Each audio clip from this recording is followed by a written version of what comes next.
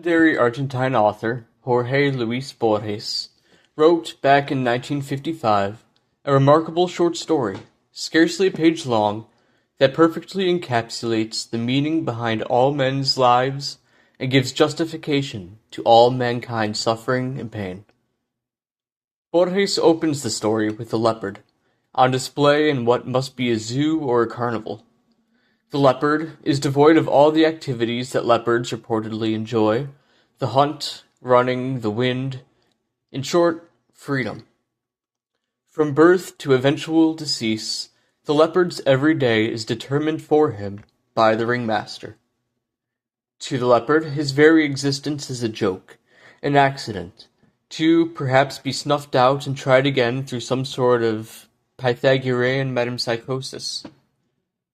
The leopard would have resonated well with the writings of Kafka or Camus, if indeed it could read, or was even a contemporary of those two philosophers.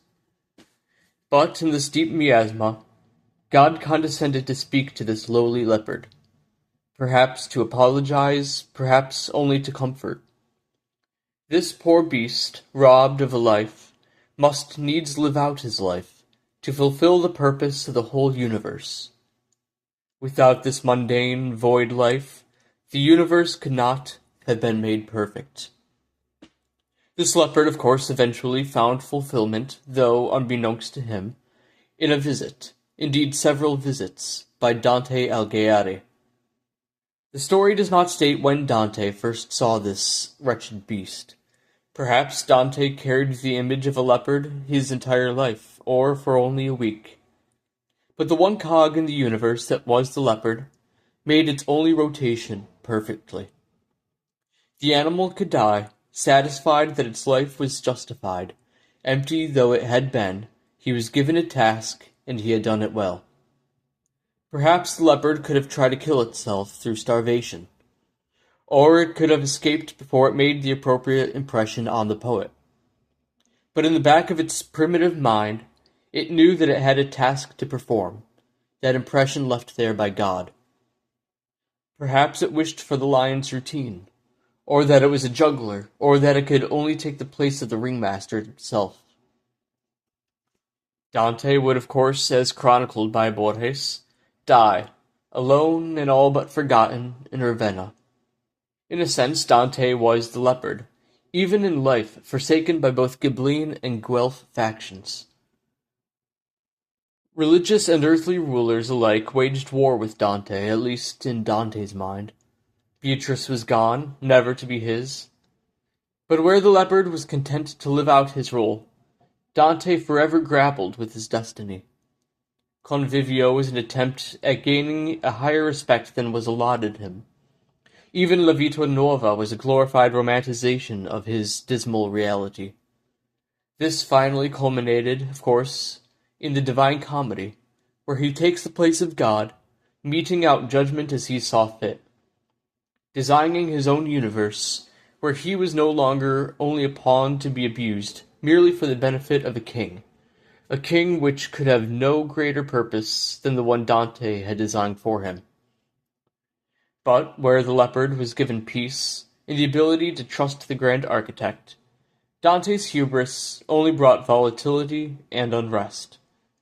Perhaps this is why he became great. We too are the leopard. We too are Dante. We too even are Borges. Life, in its calamities and unjustness, is a cruel and terrifying mistress. But we have all our own role to play. Perhaps we are only to be a word in a poem.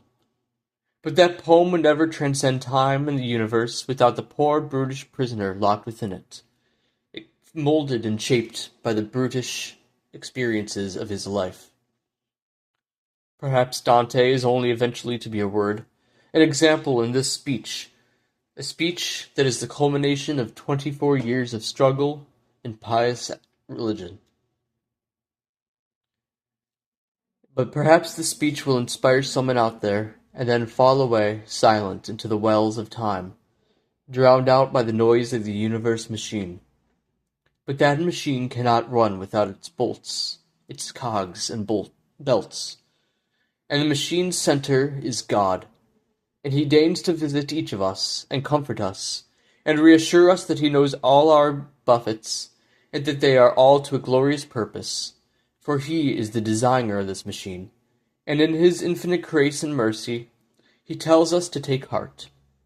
For the leopard and Dante are left not with the knowledge of the machinations of the universe, but with the knowledge that God is always near, and available, and merciful. But God chose to give peace early on to this leopard, because it was calm and trusting. Dante, ever struggling against destiny, would have to wait until journey's end, when he could finally be still and hear the voice of God.